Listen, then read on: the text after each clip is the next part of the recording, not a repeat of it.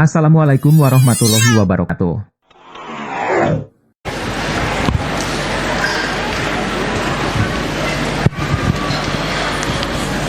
Bismillahirrahmanirrahim.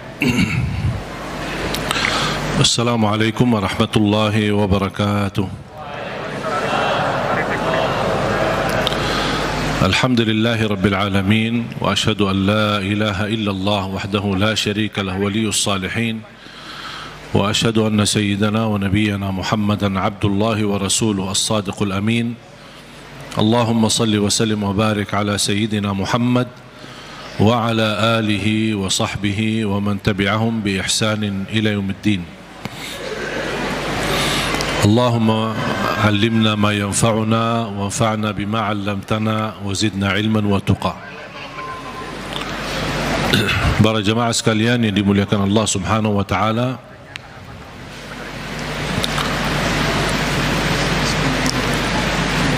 begitu luar biasa kemuliaan Al-Quran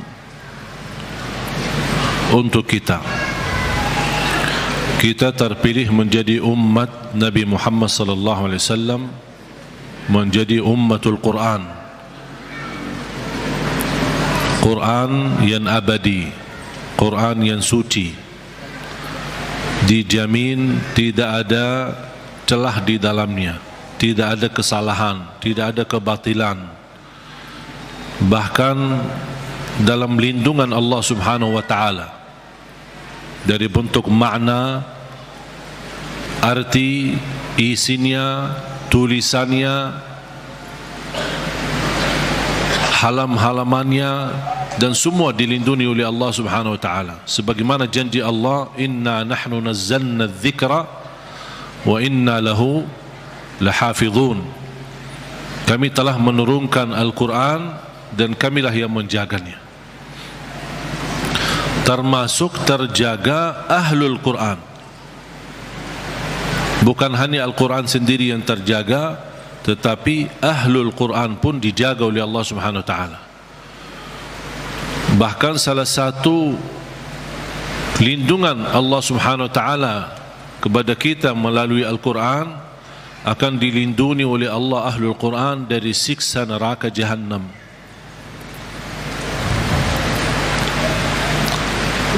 Artinya, kalau ada seorang ahlul Quran tapi masih berlaku dosa maksiat,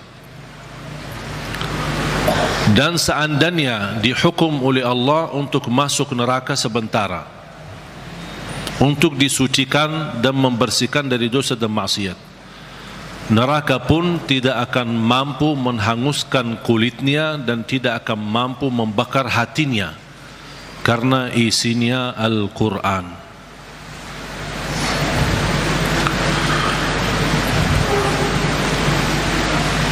Banyak kelebihan Al-Quran untuk kita. Surah yang paling agung di dalam Al-Quran suratul Fatihah. Ayat yang paling agung di dalam Al-Quran ayat Al-Kursi. Suratul Fatihah, kalau boleh saya artikan dialog sama Allah, berdialog dengan Allah. Setiap satu ayat kita baca, Allah jawab kita. Makanya disunnahkan kalau kita baca suratul Fatihah, jangan disambungkan ayatnya. Setiap ayat berhenti. Sebagaimana dijelaskan oleh Siti Aisyah radhiyallahu anha, karena Rasulullah SAW idza qara'a al-Fatihah kana yufassiruha tafsira. Ketika Rasulullah SAW membaca suratul Fatihah, seperti dia mentafsirkan suratul Fatihah, saking pelan-pelan dan bertahap-tahap membaca ayat-ayatnya suratul Fatihah, menunjukkan beradab sama Allah Subhanahu wa taala, kehormatan, karena dia sedang berdialog dengan Allah melalui bacaan suratul Fatihah. Sebagaimana Rasulullah SAW bersabda di hadis yang diriwayatkan Imam Tirmizi, hadis itu hadis qudsi, qasamtu as-salata baini wa baina 'abdi nisfain. Aku telah membagikan salat antaraku dan hambaku, kata Allah. menjadi dua bagian. Dan yang dimaksud kata as-salat di hadis ini adalah suratul Fatihah. Ternyata suratul Fatihah memiliki banyak nama. Disebutkan nama di antara lain Al-Fatihah, Ummul Kitab, Ummul Quran, As-Salah, Asy-Syafiyah, Ar-Raqiyah, Al-Waqiyah, menyembuh segala penyakit, melindungi dari segala bahaya, gangguan, godaan, bahkan bisa menjadi ruqyah. Orang yang tidak fahami ruqyah dan sulit mencari orang yang meruqyahi, lebih baik kita ruqyah diri sendiri. Sering orang bertanya, saya tidak faham ayat-ayat ruqyah, cukup dengan suratul Fatihah. Suratul Fatihah sudah mewakili semua ayat-ayat untuk meruqyah diri sendiri, menjadi rutin dibaca. Boleh jadi wirid, setiap hari kita baca Al-Fatihah 10 kali, 20 kali, 100 kali, semampu kita. Jadi wirid, keberkahannya luar biasa. Boleh menjadi doa dalam air minum kita. Setiap mau minum air dalam botol atau gelas, kita baca Al-Fatihah, tiup di dalam air, kemudian minum. Itu menjadi obat. Biasakan anak-anak kita minum air yang sudah dibacakan dalamnya suratul Fatihah. Jangan menunggu kiai, ustaz, habib datang untuk membacakan Al-Fatihah dalam air. Kita sendiri belajar. Baca 3 kali boleh, 1 kali boleh, 7 kali boleh. Habis itu tiup dalam air, boleh 3 kali. Kemudian silahkan minum. Kasih kepada anak-anak kita. Al-Fatihah itu obat.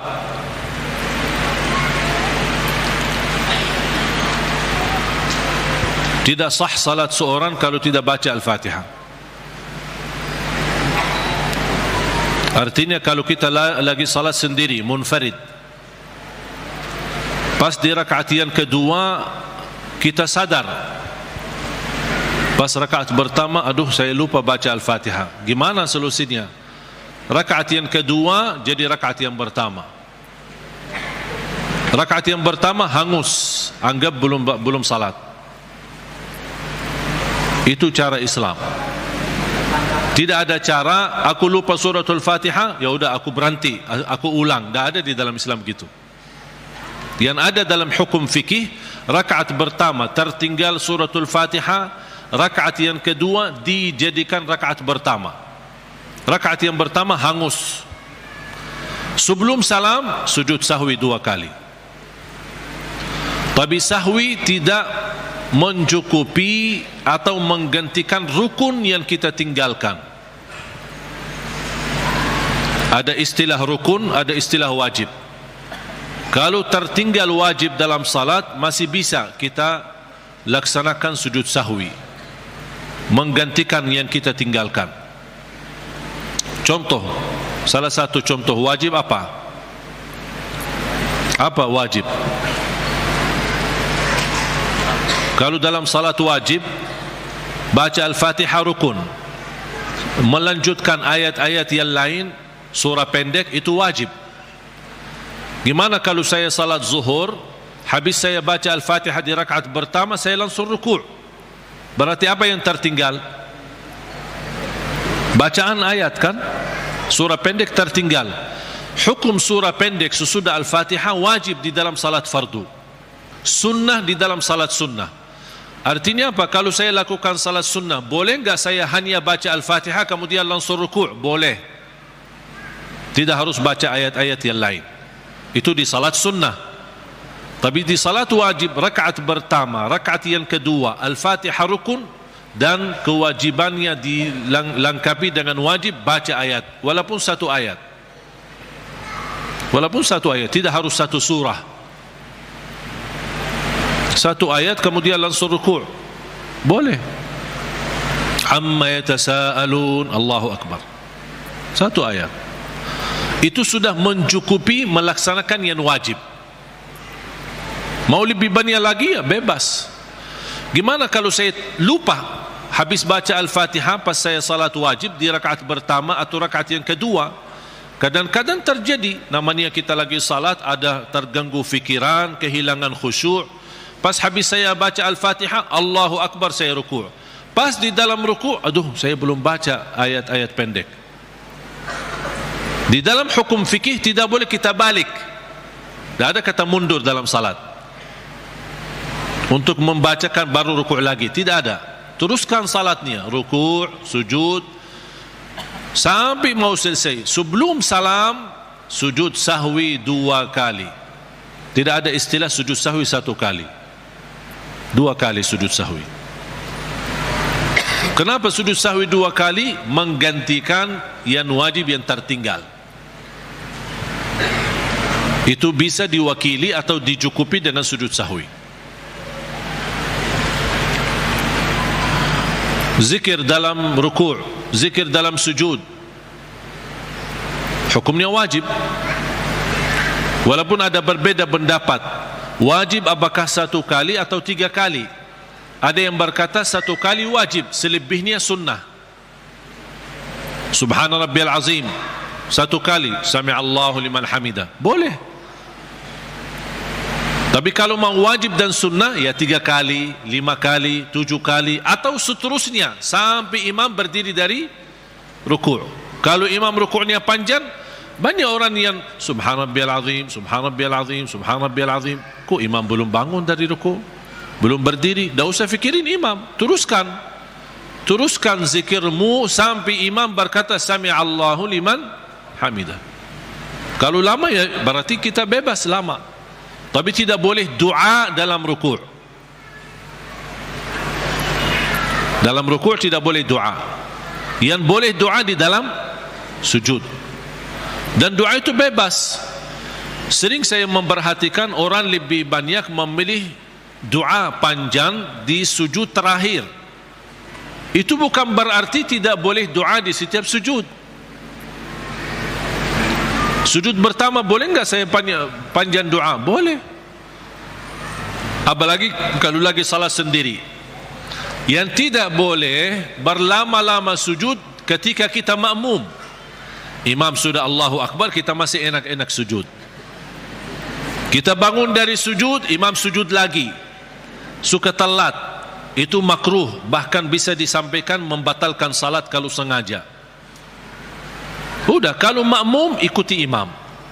Mau berlama-lama sujud, anda lagi salat sendiri, silahkan sampai hari kiamat sujud, tak apa-apa, tak masalah, bebas. Banyak orang yang suka kalau pas lagi makmum enak sujud lama sampai tertinggal imamnya. Tapi pas lagi sendirian malas lama-lama sujud. Jadi kebalik.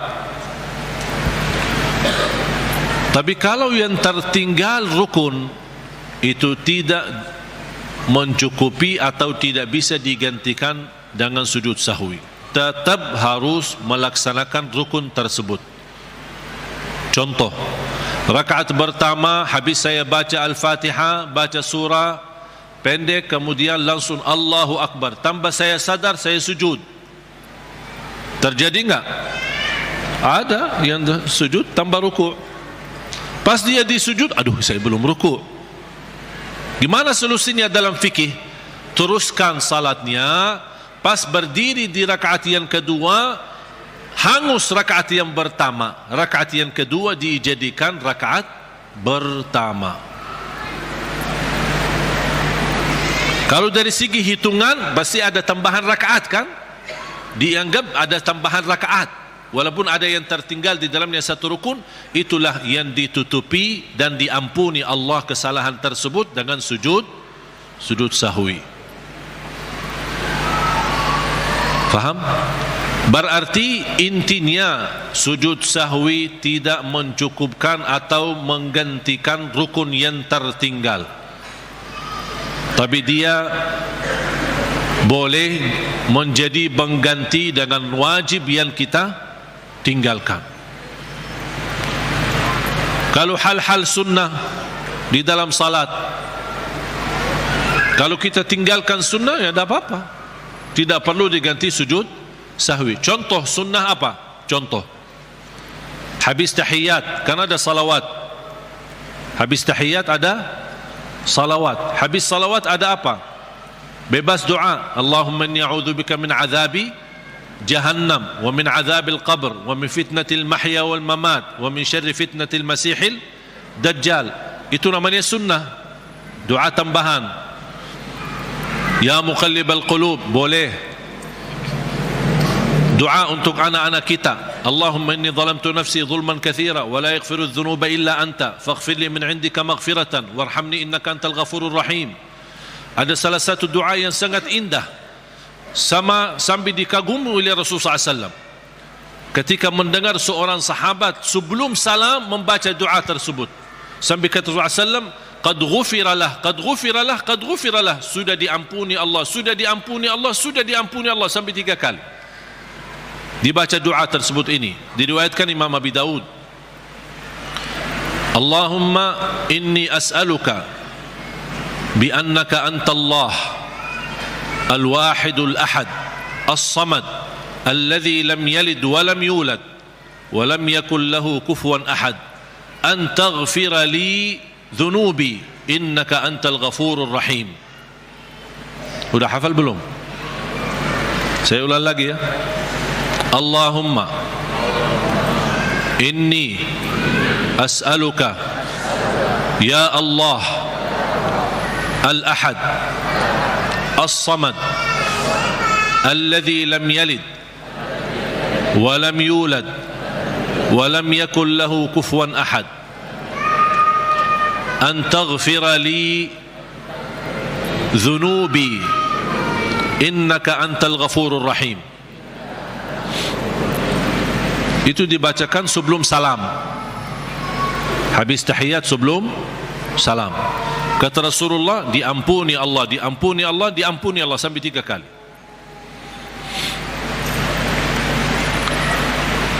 Kalau sudah hafal qulhu masih bisa hafal doa ini. Hafal qulhu kan? Alhamdulillah hafal. Kan isinya sama dengan isi surat Al-Ikhlas. Allahumma inni as'aluka ya Allah. Ini sudah sampai di sini ya. Allahumma inni as'aluka ya Allah al-ahad as-samad alladhi lam yalid wa lam yulad wa lam yakul lahu kufuwan ahad an taghfira li dhunubi innaka antal ghafurur rahim. Itu sunnah.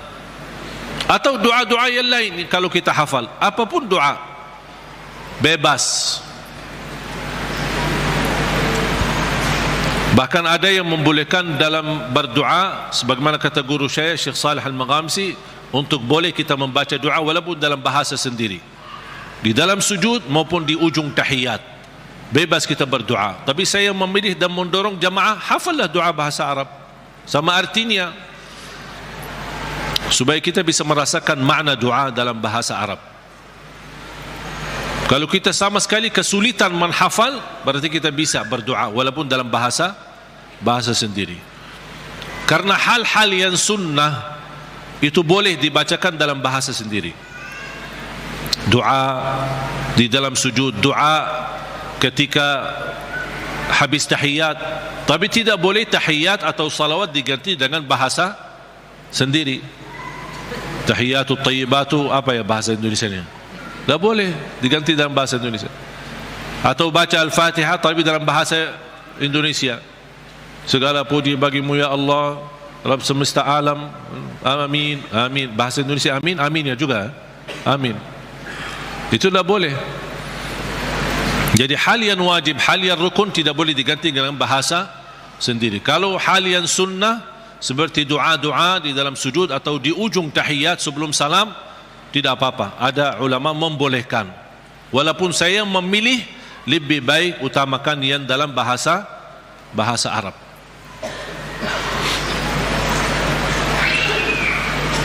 Al-Fatihah sebagai obat menyembuhkan penyakit kita. Ada yang merasa gesak di hati, merasa stres kepalanya, boleh taruh tangan yang kanan di atas kepala dan baca Al-Fatihah.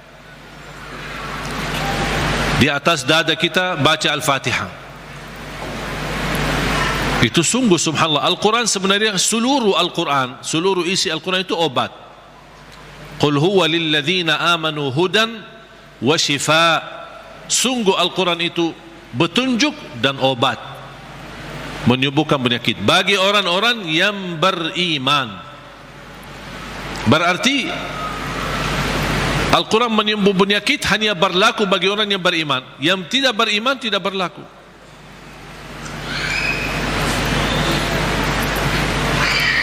Dan banyak hadis yang menunjukkan Al-Fatihah itu sebagai ruqyah. Sebagaimana hadis Abu Musa Al-Ash'ari radhiyallahu an ketika mengobati seorang kepala kampung yang sambat sakit, kemudian dibacakan Al-Fatihah, kemudian faka'annama nashita min iqal, sampai dia sembuh seperti tidak pernah sakit sebelumnya. Dan mereka mencerita ketika mereka pulang ke Madinah bertemu Rasulullah SAW, mereka mencerita apa yang terjadi bersama orang kampung. Di antaranya kepala kampung yang sedang sakit, dibacakan Al-Fatihah, dia sembuh. Rasulullah SAW bersabda, wa ma yudrika annaha ruqyah. Dari mana wahai Abu Musa kamu tahu itu ruqyah? Itu menunjukkan Rasul setuju dengan perilaku Abu Musa Al-Ash'ari. Kembali kepada hadis yang diriwayatkan Imam Tirmizi, hadis yang qudsi, qasamtu salata baini wa baina abdi nisfain. Aku telah membagikan salat antaraku dan hambaku. Ini Allah yang sedang bicara di hadis qudsi itu. Berarti salah satu nama suratul Fatihah As-Salah namanya. Kenapa dinamakan As-Salah? Karena tidak sah salat kita tanpa suratul Fatihah. Qasamtu salata baini wa baina abdi nisfain. Aku telah membagikan salat itu antaraku dan hambaku dua bagian. Fa idza qara'a abdi alhamdulillahi rabbil alamin qala Allah hamadani abdi. Ketika hamba berkata alhamdulillahi rabbil alamin qala Allah, Allah jawab. Cuba bayangkan jemaah sekalian, setiap satu ayat dari suratul Fatihah kita baca, Allah jawab kita. Makanya layaknya adab yang sempurna, jangan sambungkan suratul Fatihah. Allah jawab, kita hayati jawaban Allah subhanahu wa ta'ala. Alhamdulillahi rabbil alamin. Allah menjawab, hambaku telah memujiku. Alhamdulillahi rabbil alamin. Qala Allah hamadani abdi. Hambaku telah memujiku. Ar-Rahmanir Rahim. Qala Allah majjadani abdi. Hambaku telah mengagungkanku.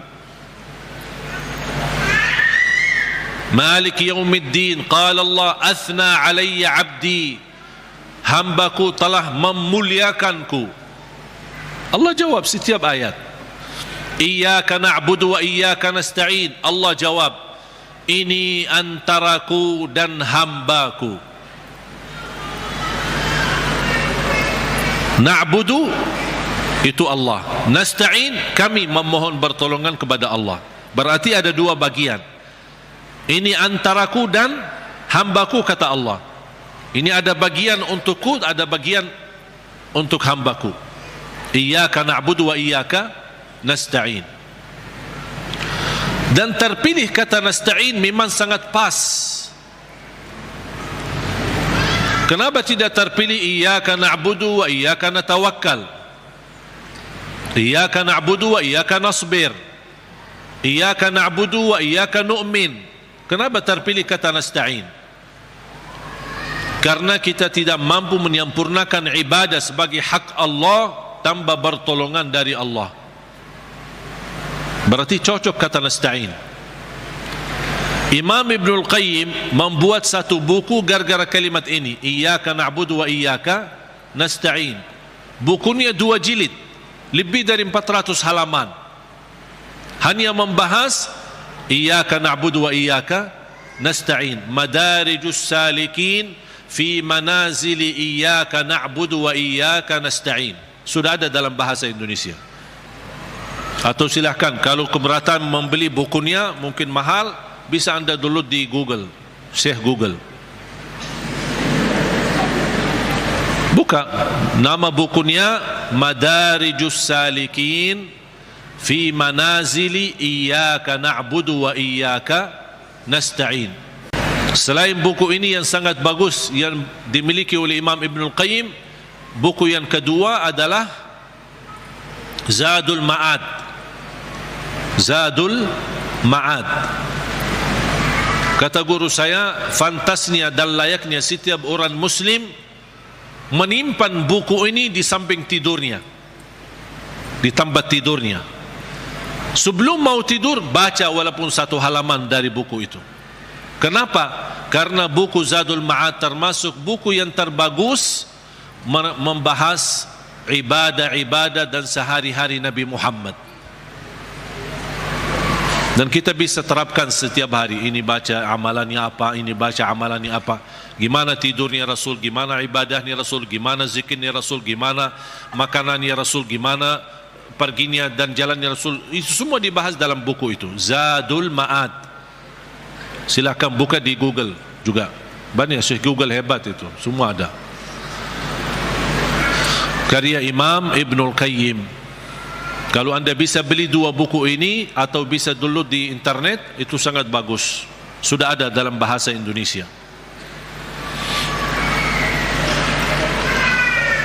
Iyyaka na'budu wa iyyaka nasta'in. Qala Allah, ini antaraku dan hambaku, dan apapun yang hambaku minta aku berikan. Coba gimana jawaban Allah? Iyyaka na'budu wa iyyaka nasta'in, ini antaraku dan hambaku, apapun hambaku meminta aku berikan. Habis itu apa yang diminta oleh hamba? Minta apa? Ihdinas siratal mustaqim. Tetap Allah masih jawab, ini untuk hambaku. Ihdinas siratal mustaqim, siratal ladzina an'amta alaihim. Allah jawab, ini untuk hambaku. Ghairil maghdubi alaihim waladdallin, ini untuk hambaku. Artinya Allah kabulkan doanya, karena ini doa. Makanya kita tutupi amin. Apa arti amin? Allahumma stajib, ya Allah mohon diterima. Itu makna amin. Mohon ya Allah, terima permohonan kami. Allah menjawab, ini untuk hambaku. Artinya Allah jawab dan kabulkan doa kita. Makanya ketika kita baca Al-Fatihah, kita merasakan berdialog dengan Allah. Dan suratul Fatihah, dua macam doa ada di dalamnya. Ada dua macam doa. Doa ibadah dan doa masalah. Bukan masalah ya, masalah. Doa ibadah dan doa masalah. Apa beda doa ibadah sama doa masalah? Ini ada dua macam doa, dan dua-duanya ada di dalam suratul Fatihah. Doa ibadah yang isinya memuji Allah tanpa meminta. Doa ibadah memuji Allah tanpa meminta, tidak ada permintaan. Contoh, Alhamdulillahi Rabbil Alamin. Apa permintaannya? Tidak ada. Cuman artinya apa? Memuji Allah. Segala puji bagimu ya Allah. Dan tidak ada kata yang terindah daripada kata Alhamdu, karena Alhamdu sudah mewakili semua segala pujian. Artinya jemaah sekalian, kalau ada di antara kita yang tidak faham cara yang terbaik memuji Allah, tidak hafal kata-kata yang panjang dan indah, tidak hafal Asmaul Husna, aku ingin memuji Allah, cukup satu kata, Alhamdulillahi Rabbil Alamin, mewakili segala pujian. Makanya kata ini sangat luar biasa. Kalau diartikan dalam bahasa Arab, segala puji bagimu ya Allah. Artinya semua pujian bagimu ya Allah, segalanya. Makanya disebut kata itu doa ibadah, karena isinya memuji Allah tapi tidak meminta, tidak meminta apa-apa. Doa yang kedua, doa masalah, yang isinya memohon sesuatu, memohon sesuatu. Contoh, ihdinas siratal mustaqim, itu kan ada permintaan, makanya disebutkan doa masalah. Layaknya setiap kita berdoa diawali dengan doa ibadah, baru masuk kepada doa masalah. Itu adab, tata cara doa. Jangan langsung mau berdoa, ya Allah ampuni ya Allah. Puji dulu, karena Allah senang mendengar pujian hamba.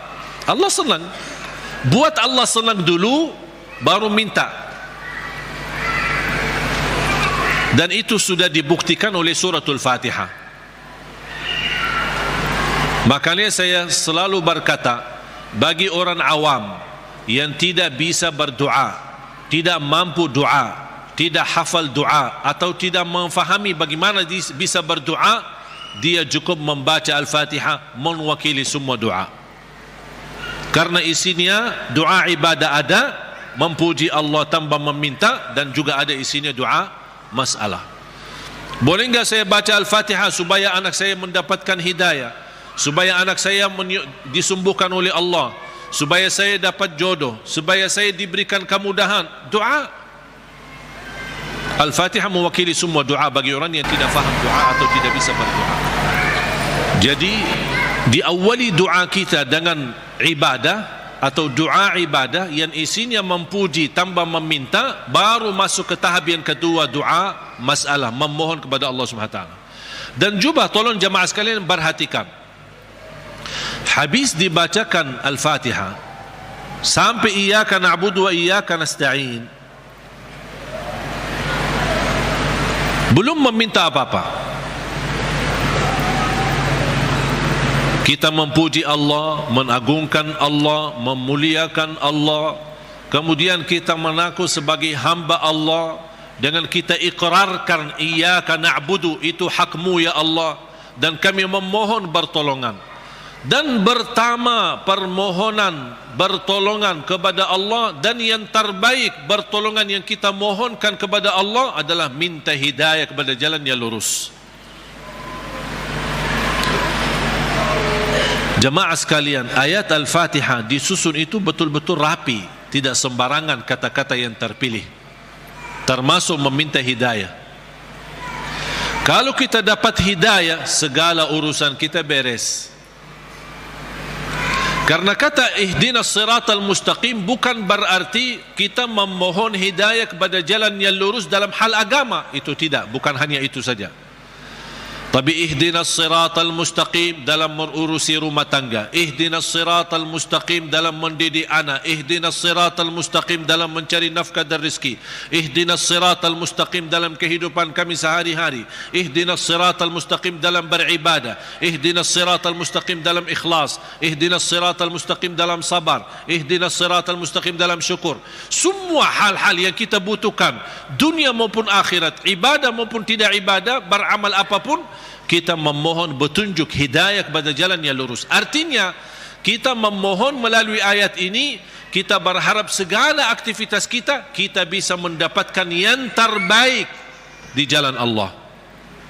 Ihdinas siratal mustaqim, berilah Allah petunjuk kepada jalan yang lurus, yang terbaik. Yang terbaik ikhlas, yang terbaik rumah tangga, yang terbaik mendidik anak, yang terbaik dalam menjaga diri, yang terbaik melindungi diri, yang terbaik mencari nafkah dan rezeki, yang terbaik mencari kerjaan yang baik, yang terbaik dalam beribadah, yang terbaik dalam tahajud, yang terbaik dalam majlis ilmu, yang terbaik dalam menghafal Al-Quran. Semua kita berharap melalui ihdinas siratal mustaqim sudah termasuk segala yang kita inginkan, dan kita hanya meminta bukan sesuatu yang baik tapi yang terbaik. Ihdinas siratal mustaqim. Contohnya seperti apa? Siratal ladzina an'amta alaihim. Ya Allah, kami memohon petunjuk kepada jalan yang lurus sebagaimana ada hamba-hambamu yang telah mendapatkan karunia nikmat-nikmatmu. Siratal ladzina an'amta alaihim. Ya Allah, kami ingin dapat seperti mereka. Seperti Sayyidina Abu Bakar, seperti Sayyidina Umar, seperti Sayyidina Utsman, seperti Sayyidina Ali, seperti Siti Khadijah, seperti Siti Aisyah. Kita ingin seperti mereka. Siratal ladzina an'amta alaihim. Janganlah ya Allah seperti orang-orang yang dimurkai oleh Allah atau orang yang tersesat. Ghairil maghdubi alaihim waladdallin. Ya Allah, jauhkan, lindungilah kami dari situ, dari hal-hal yang mendapatkan kemurkaan-Mu. Kami tidak mau. Kami mau sebagaimana hamba-Mu yang telah menerima karunia nikmat-nikmat. Siratal ladzina an'amta alaihim. Itu yang kami mau ya Allah. Tapi jangan di jalan orang-orang yang dimurkai Allah dan orang-orang yang tersesat. Apa beda al-maghdubi alaihim waladdallin? Bedanya apa? Orang yang dimurkai Allah sama orang yang tersesat. Orang yang dimurkai Allah yang memiliki kemampuan ilmu tapi tidak menggunakan ilmu untuk mendekatkan diri kepada Allah. Sombong. Mereka berilmu, tapi sayang sekali ilmu yang mereka dapatkan hanya ingin menunjukkan kelebihan diri, menunjukkan dirinya sebagai orang yang hebat, bukan untuk digunakan untuk mendekatkan diri kepada Allah. Dan ketua umum majlis Ghail al-Maghdubi alaihim orang Yahudi. Ketua umum majlisnya orang Yahudi. Yahudi adalah kelompok atau golongan yang berilmu, tapi mereka mendapatkan kemurkaan Allah karena mereka tidak pernah menggunakan ilmu tersebut. Justru kecerdasan mereka dengan kehebatan ilmu mereka, mereka menggunakan untuk mensusahkan umat. Paling hebat ilmu ekonomi Yahudi, paling hebat ilmu media Yahudi. Makanya sekarang mereka seluruh media itu dimiliki oleh Yahudi. Ekonomi dunia dikuasai oleh Yahudi. Karena mereka punya ilmu, tapi mereka kenapa kuasai? Bukan untuk digunakan untuk kemudahan bagi manusia, tapi justru mereka menggunakan untuk kemanfaatan buat mereka sendiri. Makanya Allah murka terhadap mereka. Waladdallin, orang-orang yang tersesat, yang suka mengamalkan amalan-amalan tapi tidak ada ilmunya. Kenapa kamu lakukan? Tidak tahu. Saya cuma suka itu, tapi tidak ada ilmunya. Contohnya ketua umum majlis waladdallin adalah Nasrani. Nasrani ahli ibadah, beda sama orang Yahudi. Kalau Yahudi ahli ilmu, kalau Nasrani ahli ibadah. Bahkan mereka menggunakan rahbaniyah, memaksakan diri beribadah sepanjang hari. Sampai ada yang mendiamkan diri di sebuah tempat yang tidak bisa ditinggalkan, tidak mau nikah, tidak mau makan daging, tidak mau makan ini segala. Ini semua dilakukan oleh mereka. Itu yang tidak ada dasarnya, berlebih-lebihan. Islam melarang kita berlebih-lebihan beribadah. Sebagaimana ada 3 orang ketika datang ke Madinah mendengar betapa ibadah Rasulullah SAW, sambil salat tahajud, sambil bangka kakinya. Kita pernah enggak bangka kaki kita? Pernah, ketika begal, capek, urus dunia, bukan karena tahajud. Bagaimana SAW puasanya, gimana SAW tahajudnya, gimana SAW ibadahnya. Ada 3 orang mendengar berita-berita, sambil mereka merasa, aduh, kalau Nabi Muhammad begitu luar biasa ibadah ini, gimana kita?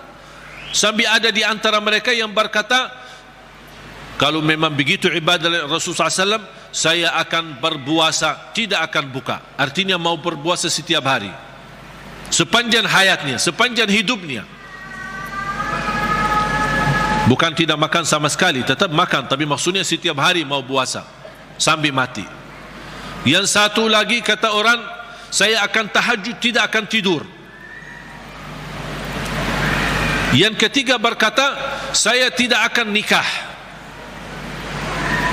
Karena dia merasa terhina atau merasa dirinya rendah atau merasa dirinya tidak ada artinya dibanding ibadah Rasulullah SAW. Kalau Rasul saja yang diampuni Allah begitu luar biasa hebat ibadahnya, aku merasa malu, ya udah saya tidak mau nikah. Mengapa? Agar saya kosongkan waktu saya untuk beribadah, mendekatkan diri kepada Allah.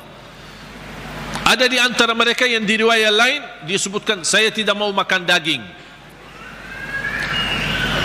Berita ini, bercakapan mereka ini, berbicaraan mereka ini sampai ke telinga Rasul. Rasul naik mimbar. Ma balu aqwamin, mengapa ada kaum atau berkataan seperti ini? Inni la atqakum lillah wa akhsyakum lah. Aku yang paling takwa kepada Allah dan paling takut kepada Allah. Aku tahajud dan tidur, aku puasa dan buka puasa, aku makan daging atau juga nikah. Rasul menceritakan ini semua tidak akan menghalangi kita kalau kita mau bersungguh-sungguh beribadah. Itu yang disebutkan kata rahbaniyah yang sering dilakukan oleh Nasrani. Makanya kita memohon petunjuk kepada jalan yang lurus, tapi jangan sampai kepada jalan yang dimurkai Allah atau jalan yang tersesat. Kami tidak mau punya ilmu tapi tidak pernah gunakan ilmu untuk mendekatkan diri kepada Allah. Saya tidak mau juga beramal tanpa ilmu, karena saya khawatir nanti jadi orang yang tersesat. Amin. Allahumma terima. Ya Allah, mohon diterima.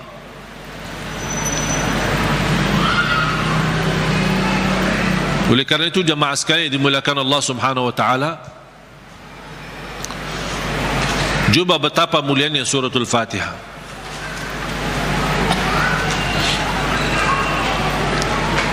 Saya hanya menyampaikan sejarah singkat. Saya belum membahas sejarah detail.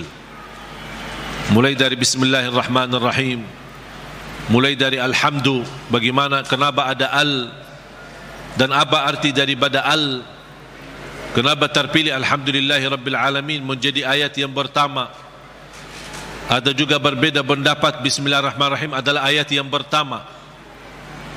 Makanya kalau sebagian ulama menganggap Bismillahirrahmanirrahim ayat yang pertama, makanya dijahar dalam salatnya. Makanya kita perhatikan rata-rata Al-Quran itu selalu Bismillahirrahmanirrahim. Al-Fatihah ada ayat nomor 1. Dibandingkan Bismillah di surah yang lain tidak ada angka. Betul? Karena itu berbeda pendapat antara ulama. Apakah Bismillah itu salah satu ayat dari suratul Fatihah atau tidak? Walaupun sebagian besar memilih Bismillah salah satu dari surat Al-Fatihah, sebagian besar. Sebab ayat suratul Fatihah ini Bismillah, apakah ayat pertama atau tidak, muncullah persoalan yang kedua, apakah boleh jahar atau tidak. Kalau tidak dijahar, tetap boleh atau tetap mewajibkan atau membaca Bismillah. Bagi orang yang suka baca sir, tetap baca Bismillah, karena dia sebagian dari surat. Jangan Allahu Akbar baca doa iftitah langsung Alhamdulillahi Rabbil Alamin. Mana Bismillahnya? Tetap dibacakan walaupun sir, tidak dijahar. Menurut saya bagi soal jahar atau sir tidak masalah. Keras suara atau tidak keras suara tidak masalah. Bagi saya tidak masalah. Dan saya selalu sesuaikan. Masjid yang suka keraskan suara dengan Bismillah, saya suka tanya kalau diminta jadi imam. Kalau jahar Bismillah, saya jahar. Kalau disirkan, tidak dikeraskan, saya tidak keraskan. Qunut subuh, kalau dia masih baki qunut subuh dan saya diminta jadi imam, saya baki qunut subuh. Kalau masih tidak baki qunut subuh, saya tidak baki qunut subuh. Saya tidak suka maksa. Tak, saya tidak mau qunut subuh. Kalau saya jadi imam, saya tidak mau qunut subuh. Kenapa? Ini bid'ah, ini sesat semua. Nah. Gampang, alhamdulillah, hal berbeda tidak masalah. Yang saya paling suka masjid netral. Ketika saya masuk masjid, saya suka tanya ketika diminta jadi imam, karena mereka berharap mudah-mudahan ini. Padahal saya suka mundur, saya tidak mau jadi imam karena pensiun jadi imam. Tapi kadang-kadang jamaah mengharapkan Barangkali niatnya mengharap berkahnya, mengharap apalah gitu. Akhirnya saya harus turuti permintaan mereka. Tapi saya suka tanya, jahar bismillah atau tidak, qunut subuh atau tidak, habis salat zikir atau tidak, doa atau tidak, bisa disesuaikan. Karena ini semua hal berbeda pendapat.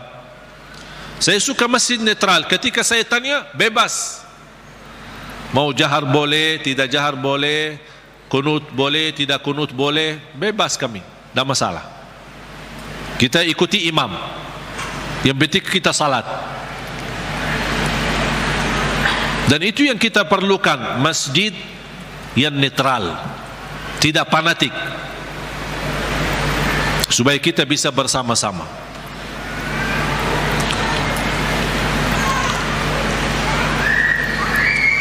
Bismillahirrahmanirrahim. Kalau kita hitungkan Al-Fatihah berapa ayat? Berapa? 7. Itu sudah disepakati. Itu sudah disepakati. 7 ayat. Sekarang gimana kita bisa jelaskan? Kalau bismillah sebagian dari suratul Fatihah. Gimana kalau kita hitungkan ayatnya? Ayo kita mari sama-sama hitung. Bismillahirrahmanirrahim 1. Alhamdulillahirabbil alamin 2. Ar-Rahmanir-Rahim 3. Maliki yaumiddin 4. Iyyaka na'budu wa iyyaka nasta'in 5. Ihdinas siratal mustaqim 6. Berarti tinggal berapa? 1 ayat. Siratal ladzina an'amta 'alaihim ghairil maghdubi 'alaihim waladdallin. 1. Berarti jadi berapa? 7. Bagi ulama yang pendapat bismillah tidak sebagian dari suratul Fatihah, tidak dihitung sebagian dari ayat suratul Fatihah, berarti ayo coba kita hitung. Kalau dikeluarkan bismillah, mari kita hitung ayat pertama apa? Alhamdulillahirabbil alamin 1. Terus Ar-Rahmanir-Rahim 2. Terus 3, 4, 5.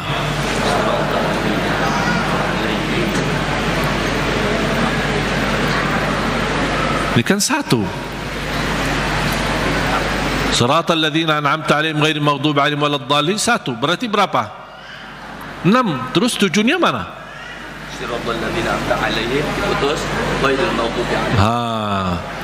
Ulama yang menganggap bismillah tidak sebagian dari ayat suratul Fatihah, siratal ladzina an'amta 'alaihim, stop, 1 ayat. Itu yang menjadi yang ke-6.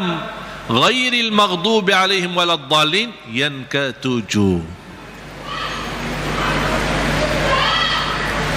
Karena siratal ladzina an'amta 'alaihim sudah sempurna makna. Kalau kita berhenti, sudah selesai, makna jelas, sempurna, tidak ada kaitan dengan selanjutnya. Makanya dianggap itu 1 ayat. Walaupun rata-rata Al-Quran yang kita lihat semuanya tidak ada angka di situ kan? Karena apalagi yang di Madinah yang menuliskan Al-Quran ini, salah satu ulama namanya Syekh Uthman Taha, penulis Al-Quran di kota Madinah. Dia mengikut mazhab Imam Syafi'i, makanya dia menuliskan bismillah ayat nomor pertama. Dan itu yang diberlakukan oleh sebagian besar di mana-mana, di Mesir, di mana-mana selalu Al-Quran kita perhatikan selalu bismillah ayat yang pertama. Yang saya ingin sampaikan, yang kita sudah fahami, Al-Fatihah 7 ayat. Jahar bismillah, tidak jahar bismillah itu tidak masalah. Yang penting kita bisa memperhatikan bacaan-bacaan kita, khususnya suratul Fatihah. Kalau bisa berlahan-lahan, bertahap-tahap, tidak sambungkan ayatnya, karena kita ingin menghayati, berdialog dengan Allah subhanahu wa ta'ala. Sudah jelas? Oleh karena itu jamaah sekalian, mari kita sama-sama belajari dalami suratul Fatihah, surah yang paling agung di dalam Al-Quran, surah yang luar biasa, memiliki keistimewaan, memiliki keberkahan yang dahsyat. Jangan kita hanya membaca sampai 17 kali di dalam salat fardu tapi tidak merasakan sedikit apapun dalam hati kita. 17 kali itu minimal, tapi kita tidak merasa apa-apa, seperti ayat-ayat yang lain. Padahal suratul Fatihah ini kalau betul-betul kita bisa fahami dan belajari dan mendalaminya, wallahi bakal nangis saking agungnya dan indahnya suratul Fatihah. Cukup keindahan di dalamnya kita berdialog dengan Allah. Kita hamba yang masih banyak dosa, yang masih kotor, yang tidak banyak kekurangan, yang tidak banyak sempurna, banyak kekurangan ikhlas kita dan banyak kekurangan khusyuk kita. Tapi ketika kita baca Al-Fatihah, Allah masih berkenan menjawab kita di setiap ayat yang kita baca. Oleh karena itu hayati Bismillahirrahmanirrahim dengan artinya dan maknanya yang segitu dalam. Alhamdulillahirrabbilalamin, segala puji bagimu ya Allah. Dan Allah menjawab kita, hambaku telah mempujiku. Makanya saya senang ketika baca Al-Fatihah, apalagi kalau lagi sendirian, lebih menikmati. Ketika jadi imam memang terbatasi. Kalau kita ingin berlama-lama baca Al-Fatihah ketika jadi imam, orang takut nanti di belakang fikir kita lupa ayatnya. Alhamdulillahi Rabbil Alamin, Ar-Rahmanir Rahim. Kita kan lagi hayati, jadi bingung kan. Diam sebentar aja langsung dijawab. Saya ingin menghayati, memberi kesempatan Allah menjawab saya agar saya bisa merasakan jawaban Allah. Ar-Rahmanir Rahim, Maliki Yawmiddin, Iyyaka na'budu wa iyyaka nasta'in, Ihdinas siratal mustaqim, Siratal ladzina an'amta 'alaihim ghairil maghdubi 'alaihim waladdallin.